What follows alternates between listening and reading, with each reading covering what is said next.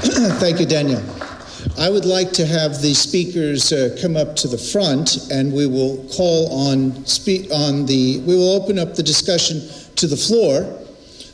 So Stefan and Lily and Mina, if you could please, we'll put chairs up in the front here, and we will.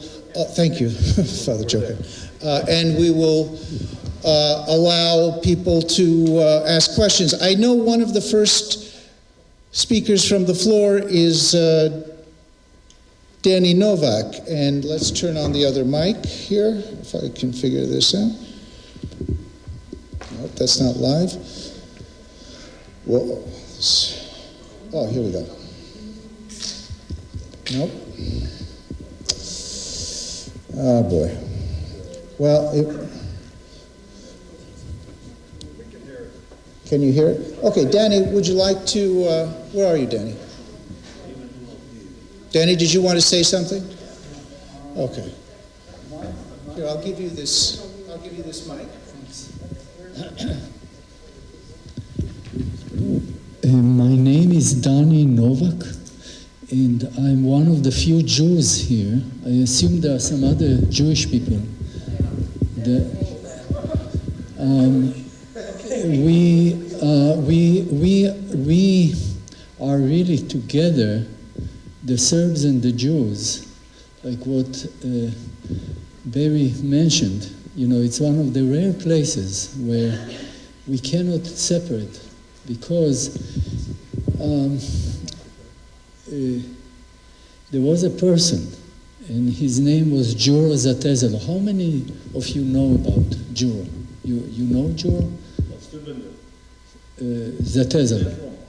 From Karlovac. I don't know. We have a lot of family in Steubenville, Ohio.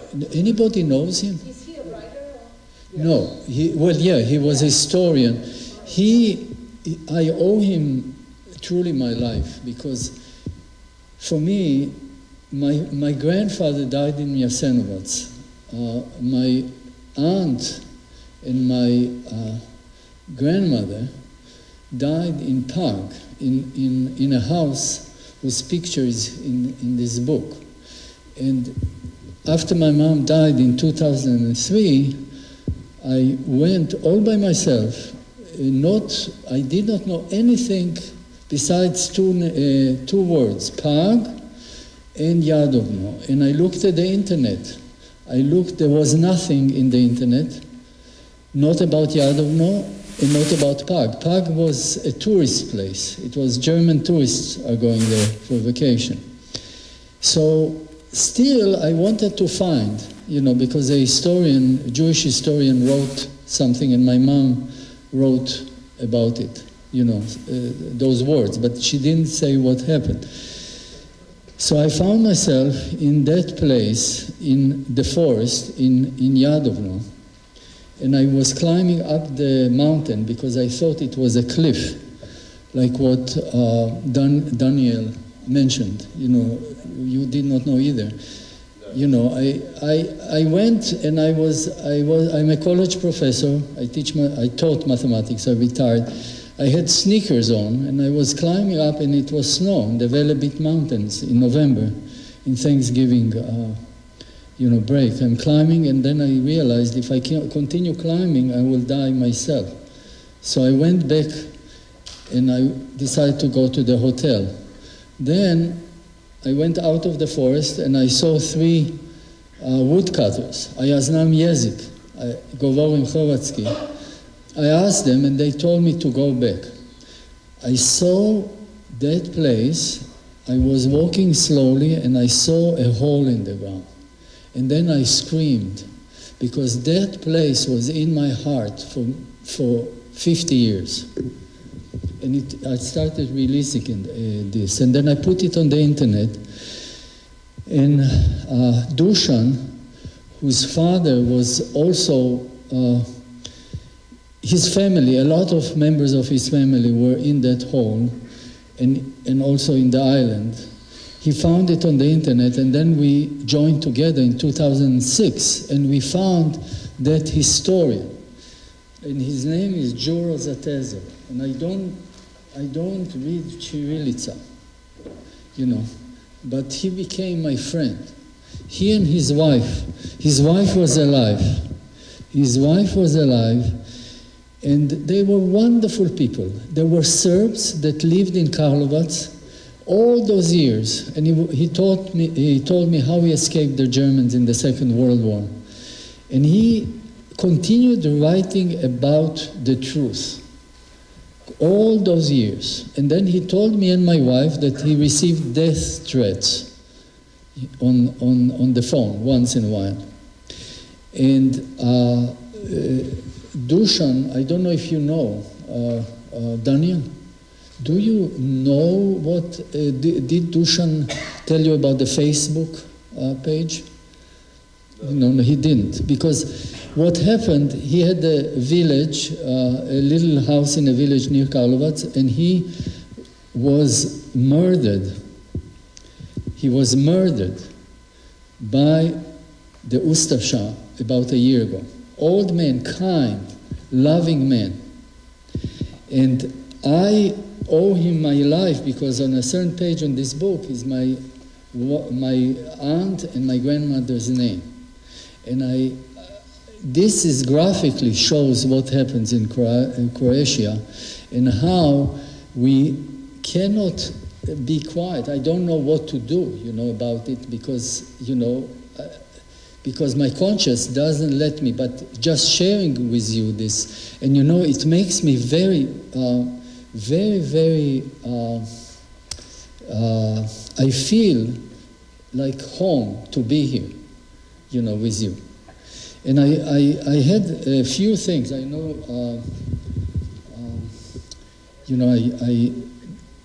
I have to tell you a few things. First of all, does anybody know who is Branko Tupanjac here or no?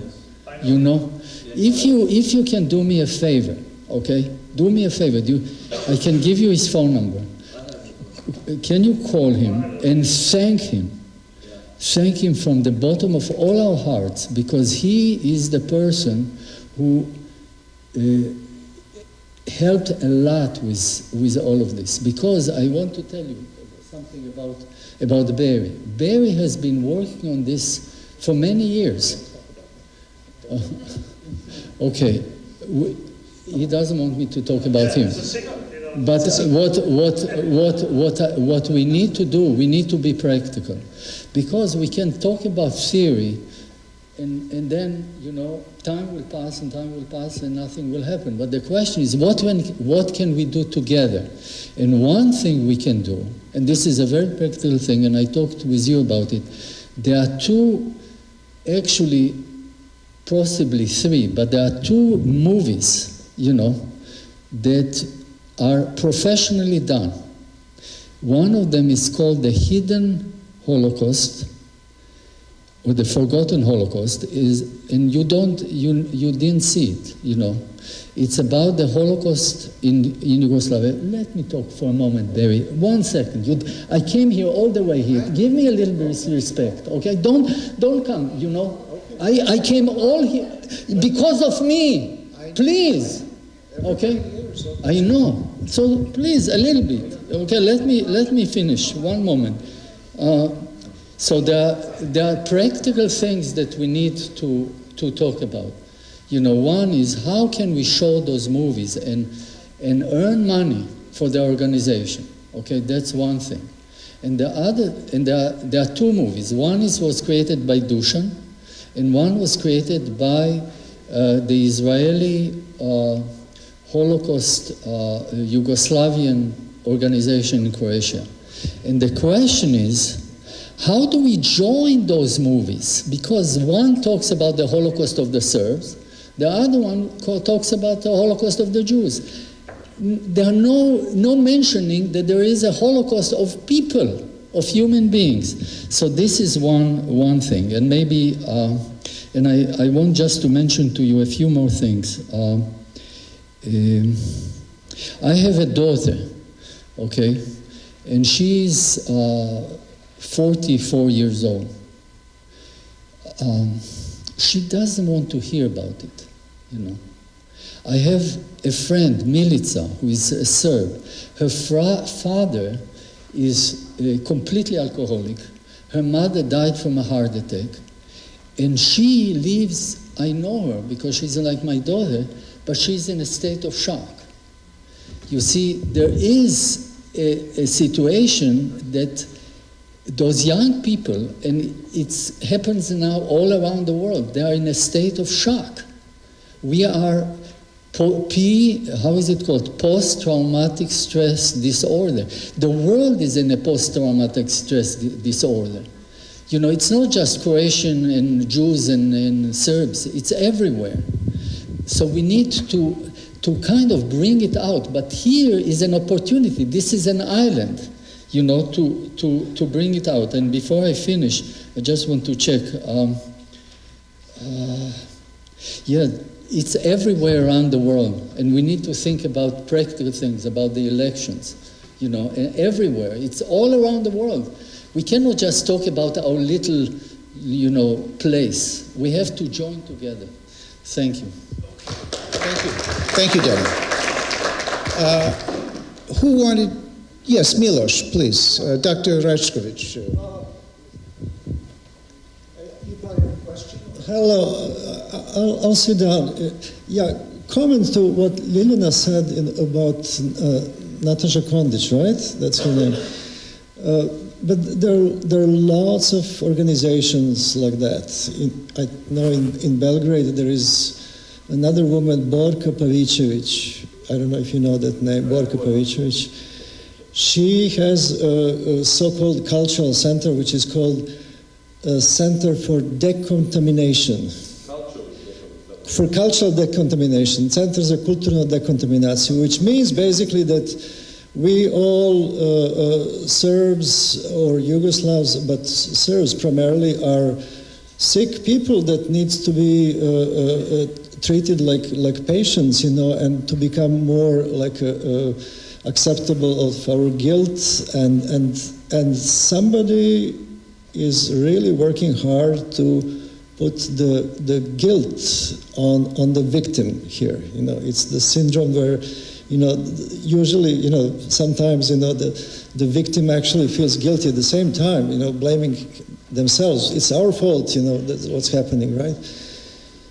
So I think it's a very big battle that has to be, you know, like, I think that among the Serbian writers there is a division, and half of them are called nationalists, by the other half, which is called mondialist. You know, they're like a kind of like a for the whole world kind of accepting, which is completely nonsense. You know, because the ones who are called nationalists are basically honest to their reality and writing about their reality as it is, while the others are completely ignoring that and writing about whatever. You know. So I just wanted to say that, because that's a big problem of kind of like a brainwashing of the nation, you know. And I also want to say the last thing is that you're a very good, lively group, very animated, and you could probably do a tour in America or Canada and educate young people, maybe with a film, you know, that is kind of more entertaining. You know, find something, but also to really educate young people. Thank you. Yes. I live in Belgrade, so I know if you ever applied for a project in Serbia for something cultural, kids or anything, it is well known that Nataša Kandić, not Borka Pavicevic, not somebody else, is getting the most, like 80%. Yeah, really. It's without anything. The Soros is giving her money and the American embassy. So if there is something big, then American embassy, yes, they have something and they use it. The rest of that small amount of money, they are giving it really nicely, like I don't know, ladies in villages and so on and so on. But the major amount of money is given to Nataša Kandić. So she is the matron of the NGOs in Serbia. if it doesn't work, then she got more money from the Australian embassy and the British, of course. Oh, by the way, before I call him okay, Branko and then Mika. I just want, isn't it true that Natasha Kandic was a very important person, Stefan, with the ICTY? I mean, she's household chef.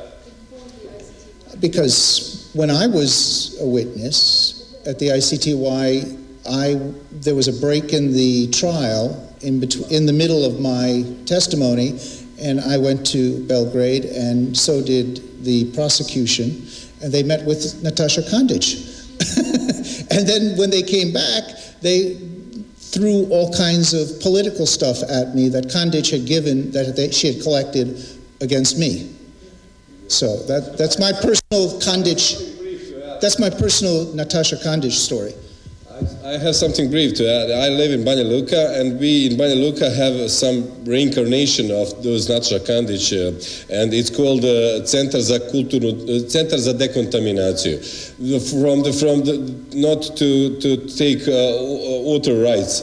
And I call those collaborationistic aristocrats nevladinici, who is in Serbian, when you say NGO, to su nevladine organizacije. So in comparison to Serbian dynasty Nemanjići, I call them nevladinici, and they are aggressive. And they are well paid, and they are now after. In the beginning, they are talking about who cares? We will take just money. We don't think what they think. But now they are believers in that, because they cannot say to themselves, "I'm speaking 25 years against my own people." They must believe in themselves, like Stockholm syndrome, that it's normal for them to do that, because they will accept that they are traitors and human trash. Let's get some more speakers from the floor. Hello to everyone. Liliana, one question for you. You're raised and born in Canada, right? I'm an American citizen, maybe 30 years or so. We said we're living in democracy, right? Thank you. We're living in the public open democracy. And you said they're going to pass the law in your Congress. Whoever mentions something against the Srebrenica, it will be prosecuted. Where is their democracy? Or you're still under centuries, like 15 centuries, which you proclaim democracy, but nothing nearby the democracy.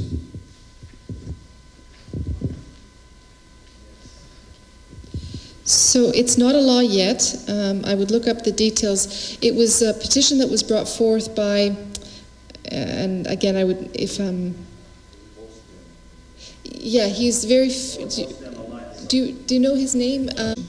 About, yes. That's what it amounts to. That's what it amounts to. That's constitutional right, to free speech. By the way, in Switzerland, people went to jail also for the same thing in Switzerland. Alexander Dorin, right. Alexander Dorin was in jail for exactly the same thing, denying that Srebrenica was genocide, and that, so it's considered, what they want to do with this false narrative, with this propaganda, with this distortion of history, they are able to. Yeah, Bob Dylan was sued for saying that, the thing about Croats. So in other words, it's associated with a race crime or a racial hatred crime. Even though it's a false narrative, that's how they've made it. And so it's all connected to the humanitarian interventionist justification. I want to give another person a chance to speak. I have a question for Dr. Karganovic. What do you think about that Norwegian documentary, Srebrenica, Town Betrayed? Do you think it's true, or is it not, or what? I think you do, because people can't hear. Okay. Yes. Thank you. Your question is, what do I think of it? I think it's a great movie. I know both producers, Olaf Leum and David Heptich, and they are very professional, very honest people, and the film speaks for itself. The other side never tried to refute any of the things that were said in the film. They just attacked them ad hominem in various ways, personally, but never addressing the issues that the film deals with. And I just want to mention, in relation to the topic of free speech that you raised, the film was ordered by Norwegian state television. They probably didn't quite know what would come of it. It was probably stronger than they expected. But anyway, they showed it finally on Norwegian state television. And then the Swedes became interested, and also the Danes. And when the Swedish state television decided to show the movie, it was, I think, in 2010 or 11. You had it on frontal. Yeah. Yeah, it was whatever. I don't remember the exact year. But the tribunal reacted violently. The Hague Tribunal. I forget the name of the person who was their spokesperson at that time. I think it was Norma. What? Who? Florence Sartre. No. She had a Bosnian name. Hartman was gone by then. I don't remember her name. Anyway, she was not a very intelligent girl, and she wrote a scathing letter to the director of Swedish television, pointing out to her, don't you see what you're doing? Our tribunal has already judged this to be genocide, and you are showing a movie that's disputing that. We cannot tolerate it, and so on and so forth. And the lady who was the director of Swedish television at the time really responded sternly and quite correctly to this outrageous attempt to stifle Swedish television. She said, it's none of your business, it's the right of Swedish people to see and judge for themselves. So I really admired her at the time. Yeah. Oh, just before, I'll call on Linda first. Linda, because Linda I traveled one of the furthest distances, so but to come here. But yeah, she gets priority. But I just want to, I mean, some people don't know what the movie is about, A Town Betrayed. The story, in a nutshell, is that the whole Srebrenica event, the massacre of soldiers and so on, was a setup. You know, this is a real New York term, a setup. They set up the Bosnian Muslim 28th Division and people to be attacked by Mladic. And the setup was done by Clinton, Blair, and Izetbegovic together, the three of them. Those were the three main players. Those three governments organized the whole affair. And they set up and encouraged Karadzic to order Mladic to go into Srebrenica to have this clash, which would then be the pretext for NATO intervention in Bosnia, because they needed, and we all, those of us who remember 1995, know what happened in 1995. We remember that we were just waiting for NATO to attack and to intervene on the side of Bosnian Muslims, because the sanctions, the fake sanctions, which were allowing military weapons to go into the Bosnian Muslim army, were not sufficient to offset the Bosnian Serb forces. So then the Bosnian Muslim suffered this terrible defeat, which was then portrayed as genocide, and then the NATO came in and bombed, and then geopolitical affairs were settled. But anyway, Linda, that was the movie. Yes. Oh, thank you very much. Safe journey home. Thank you. Thank you, Father Joe. God bless you all. Okay, if Srebrenica was being promoted, someone said, anyone can answer this, if that was being promoted, someone said earlier, in order to take attention away from what was happening in the Krajina with Operation Storm, why did the West have it in for the Krajina Serbs? Why was Operation Storm? German revenge. Do you want to answer?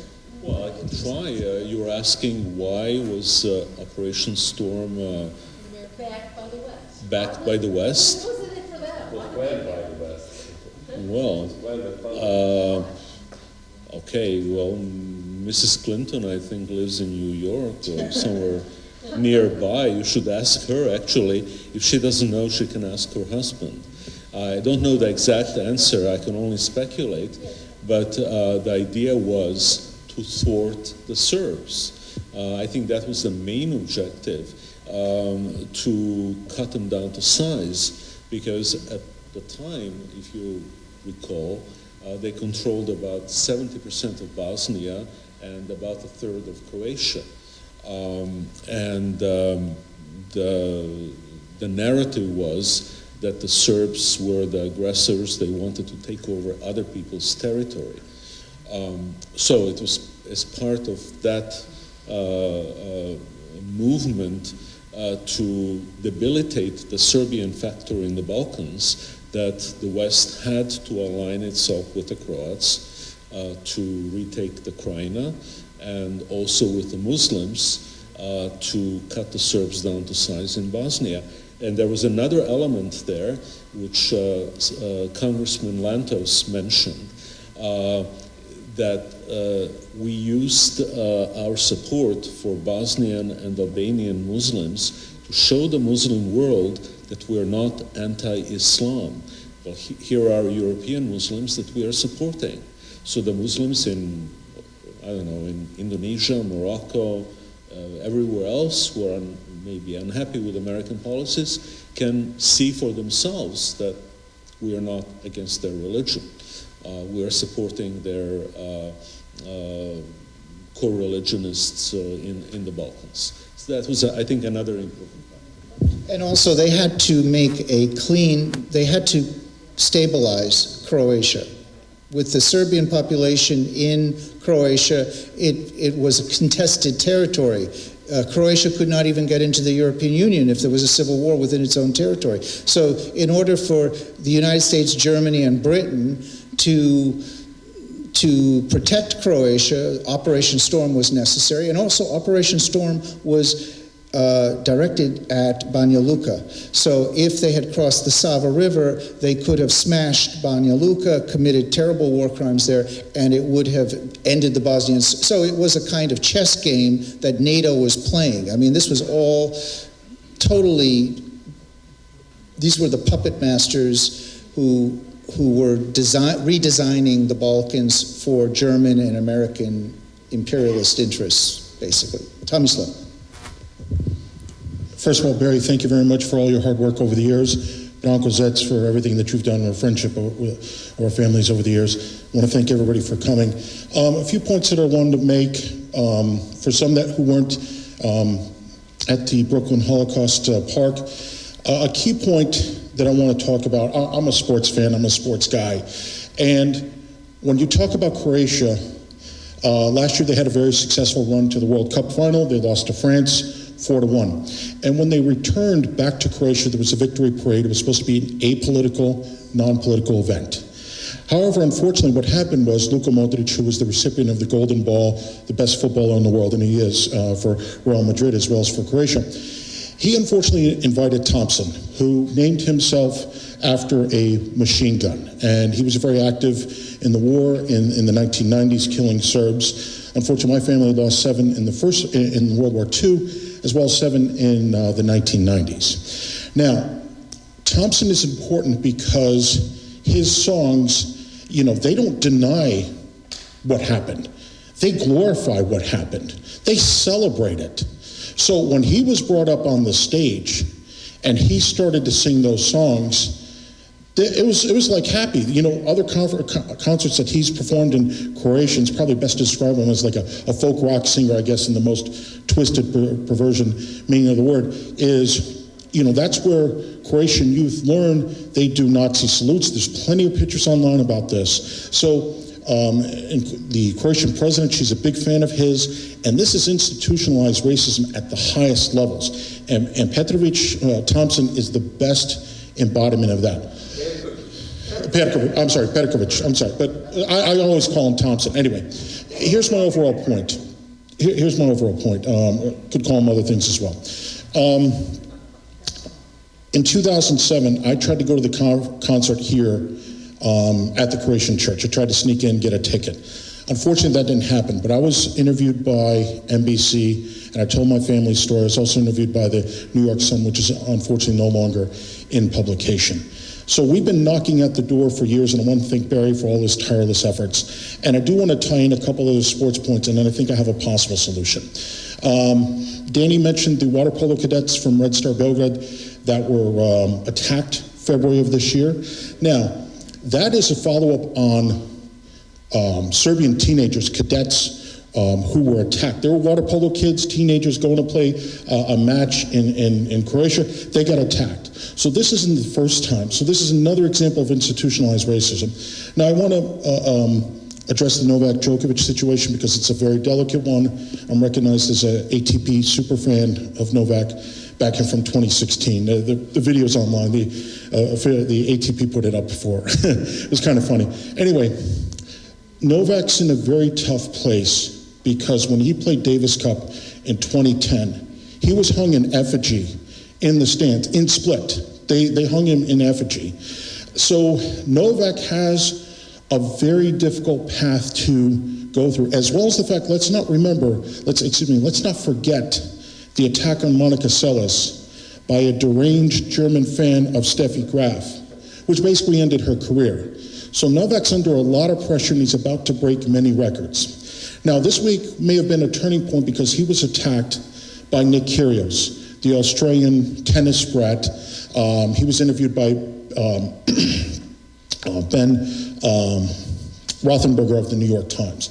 They did this podcast. He sledged Novak, he sledged Rafa Nadal, Uncle Tony Nadal, Verdasco, you name it. He just ripped on everybody. So I think this week has been big since tennis neutrals are coming Novak's way. And 5 years to the day after he won Rome, he split the earnings, which were about $1 million, between all the groups affected by the historic floods in 2014.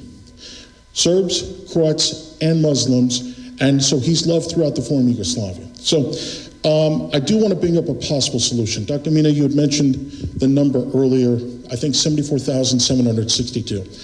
I think that number is important.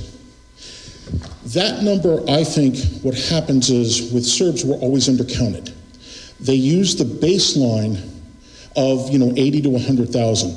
However, we need to document as well as possible.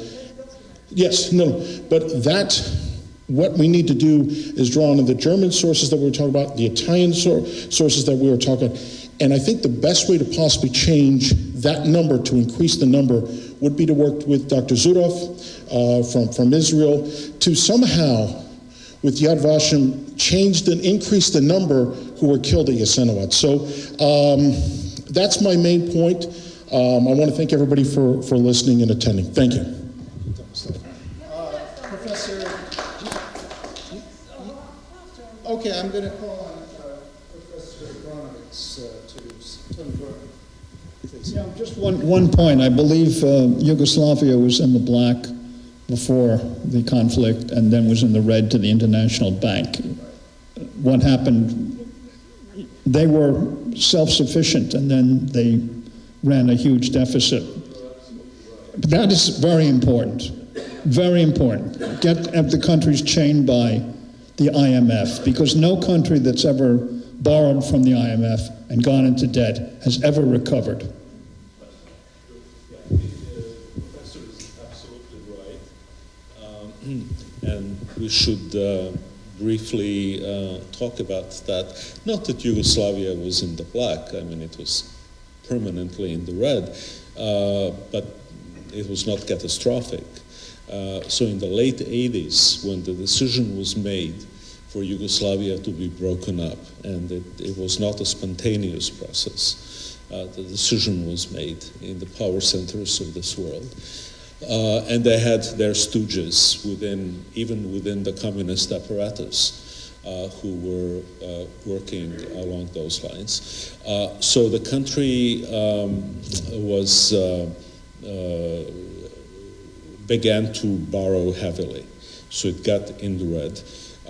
And you know, this guy, Perkins, I think is his name, he wrote a book.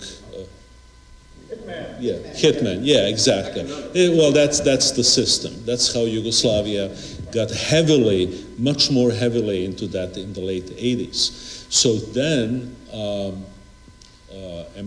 IMF offered a plan to rescue Yugoslavia, quote unquote, and also the U.S. got involved. If I remember it very, very vividly. Who was the Secretary of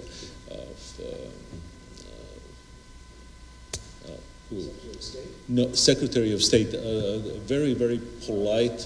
Warren Christopher? No. Christopher was an ignoramus, but his predecessors, who certainly knew where Yugoslavia was on the map. James Baker. Yeah, James Baker, exactly. James Baker, and he offered the following deal to the Yugoslavs, who by that time were beginning to quarrel, and it was obvious that the leaderships of the various republics were each pulling their separate way. He said, the U.S.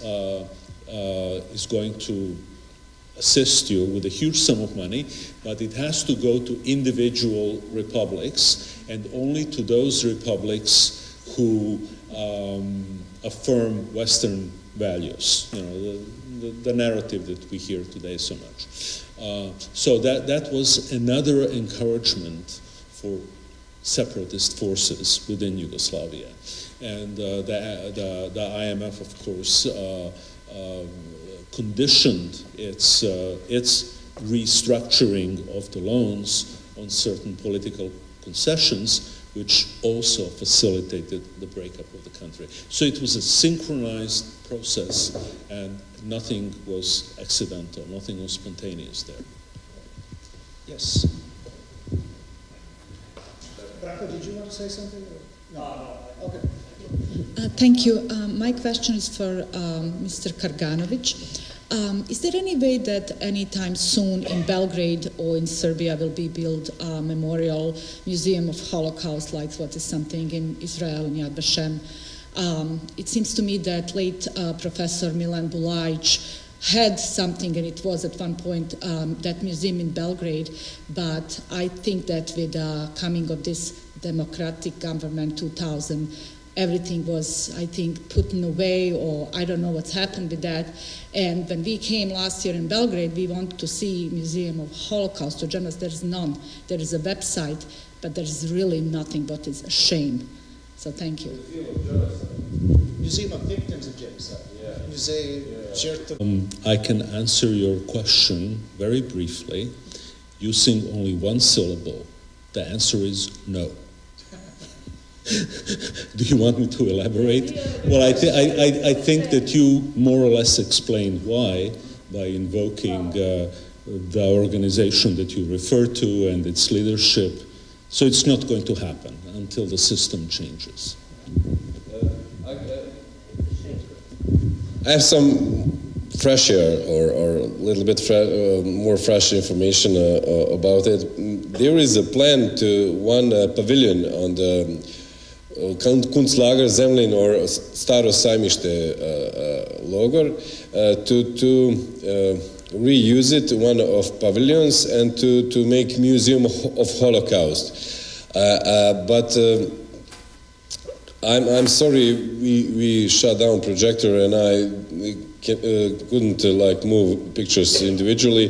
There is now in Staro Sajmište now there is one plate in Latinic alphabet, 3 broken lampposts, and some Roma communities living there, and they are drying their underwear, you know, in near proximity of a Second World War death camp, you know, and that's the situation in Serbia, which I think it's a consequence of those 3 things: communist rule, Western intervention, and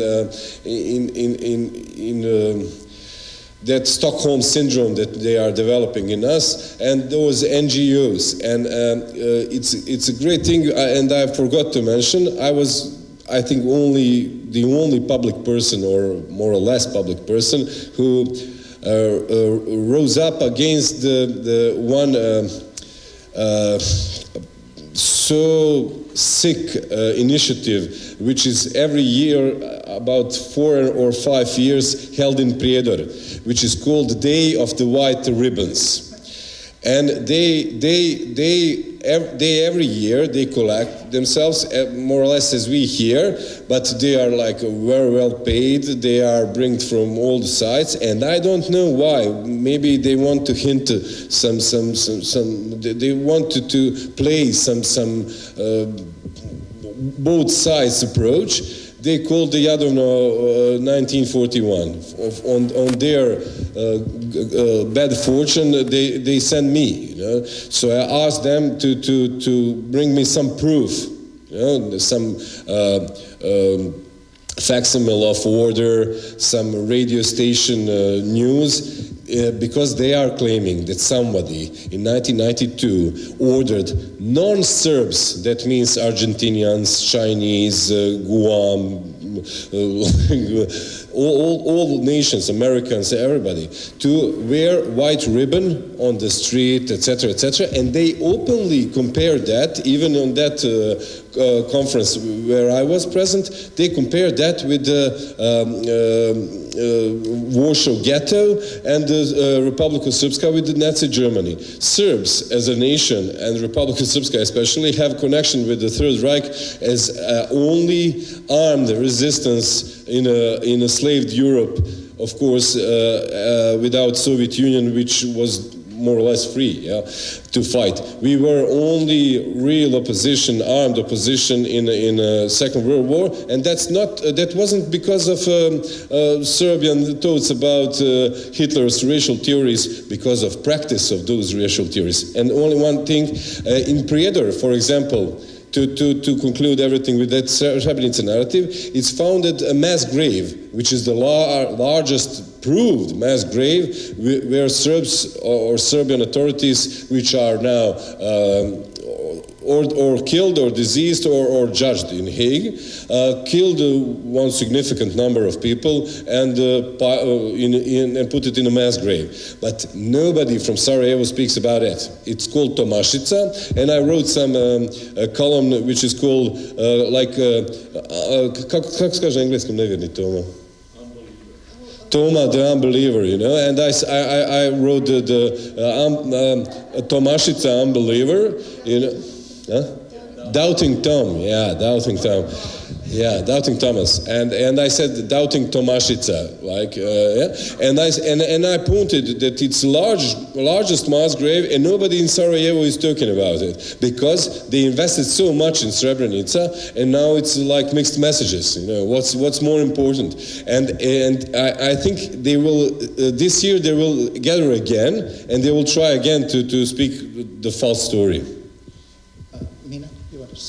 We are talking about the Serbs and the Croats and everything, but that's too small. A few days ago, I think maybe 2 days ago, Merkel went to Zagreb, and she was singing the Thompson songs.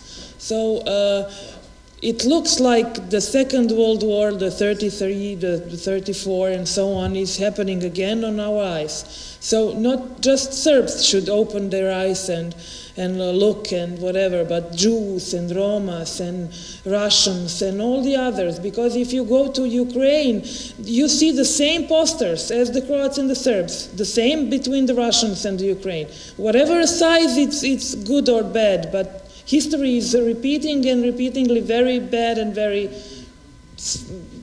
busy. And I'm going to call on you, Yehuda, also, but just about the whole issue is the failure of denazification. You know, that was sabotaged. Now, I really don't agree that everything was bad about communist Yugoslavia. I think on the whole there was a lot of good things about communist Yugoslavia, but the failure to denazify was, of course, the biggest failure in a way. They were more successful economically and in other ways, Yugoslavia, than in the one way in which the country could be destroyed, which was the failure to denazify. And without denazification, there could be no future for the country. And to some extent, it was a failure of the Jewish community, but I mean, especially today, because the younger generation of the Jewish community in Yugoslavia is very bad. They have not stepped forward. In fact, they're playing a negative role right now in terms of, you know, doing something positive to commemorate the genocides that occurred. And denazification is also, without denazification, you can't have reconciliation. So basically, the whole Balkans region is the future is totally destroyed because of this one failure, and denazification means that the truth about Jasenovac, the truth about what the Ustasha did, the truth about what Germany did, which is also kept quiet, really, because Germany is ultimately the main imperialist cause of the Holocaust, including in Croatia, including in the NDH. You know, you can't talk about an NDH without a Germany, without a Nazi Germany. So, and yet this is part of denazification. Germany was very good in dealing with Israel and giving Jewish survivors money, and that was what they paid to get. Thank you, to get clean, so to speak. But as far as Yugoslavia is concerned, Germany's role is as bad, I think, as Croatia's role today, and this is what enables Croatia, even to the present day, to act in the manner that it's acting. Yehuda, you wanted to ask a question or make a comment? Yeah, two comments and a few questions. As for that legislation in Canada, well, that is why I strongly believe we need to defend free speech, no exception whatsoever. So even people like David Irving, Ernest Zundel, the late Robert Farrason, they also do not deserve to go to jail. I will defend their right to free speech till the death. And there's another fellow in France by the name of Alain Soral, who's a good man. He does not deserve to go to jail, so free speech, no exception. You know, people get arrested in Canada even just for saying marriage is between a man and a woman. And also, you mentioned that Michael Walzer, but he's not the only bastard who was welcomed in Serbia. The Bernard Henry Levy was also welcomed, and a courageous Serbian threw pie in his face. But not by Serbian state or some organization, by B-92. And as for my questions, two questions I wanted to ask for the panel. Because Serbs were falsely demonized and slandered for genocide, perhaps it would be possible that we can somehow build an alliance, reach out to the Arab and Muslim world, because Srebrenica is not the only false flag. I'm sure you know about in Syria, the WMD Halabja, Khan Sheikh, the Seymour Hirsch uncovered it. I'm sure Assad knows about. He must know about Srebrenica. Gaddafi knew about courageously spoke out against the war, and that's why they killed him. So I think we need to build like an alliance, like an Arab, Serbian, or Muslim alliance, because just like Bernhofer said, first they came from the Serbs, first they came from the Serbian in the 1990s, then they came from Iraq and Syria, you understand? And so is that possible? Do you have any context? Can we educate? And finally, last but not least, I'd like to hear what Dr. Kaganovich, I want to hear about the Yellow House, the Žuta Kuća. People don't know about that genocide, and witnesses were killed, the Yellow House. Can you please, the Dick Marty report, can you please talk about that? Thank you. Who goes first? What? I'll make a Quick comment. So I just want to answer directly to your question about the alliance. I'm not sure that the alliance would work. I used to teach a course on military interventions, humanitarian military interventions, and I have a huge Arab population where I teach, and they were with me when I would be going through everything that happened. Good night. They would be with me on everything, and as soon as I would bring up Serbs and what happened in Bosnia, I just lost them. They just said, that's not the same thing. That's not the same thing. You can't say that's the same thing. So it didn't work. In my experience, it didn't work. But in terms of so if it didn't work in a classroom with students, I'm not sure how it's going to work on a grander scale. Anyway, go ahead. Okay, thank you. Well, you said you were not sure that it would work. I'm certain that it wouldn't. Although, yes, I know. But in a very limited context, I have seen it work. You may remember, Daniel, in 2015, we had a Srebrenica conference in July of that year in Banja Luka. And just for the heck of it, I invited Sheikh Imran Hussein, who is a very distinguished Muslim religious scholar. He's from Trinidad, of all places. He's a very nice guy. Yeah, but I mean, he's from Trinidad. The British brought in Indian laborers 200 years ago, so his family has been Trinidadian for forever. Anyway, so I invited him, and the idea was I didn't set any preconditions whatsoever. I wanted him to say that Srebrenica was genocide, that the Serbs were guilty as hell, whatever he wanted to say. And so what I got back from him, a video, he said Srebrenica was not genocide. Right, and so on and so forth. There are some Muslims that I've met who are willing to entertain the notion that Srebrenica is not what it's purported to be, but they are a very microscopic minority. So I don't think that, I think the alliance is a great idea, but how well it would work, whether it's possible, I'll be diplomatic, I'm not sure. Yes, who wants to? Did you have a follow-up? Yeah, can you talk about the Yellow House? Oh yeah, well, that's Kosovo. That's Kosovo, and Metohija. Thank you for supplementing my ill-founded reference to Kosovo and Metohija. All I know is that Dick Marty produced an impressive report, and that it was suppressed. It was basically ignored.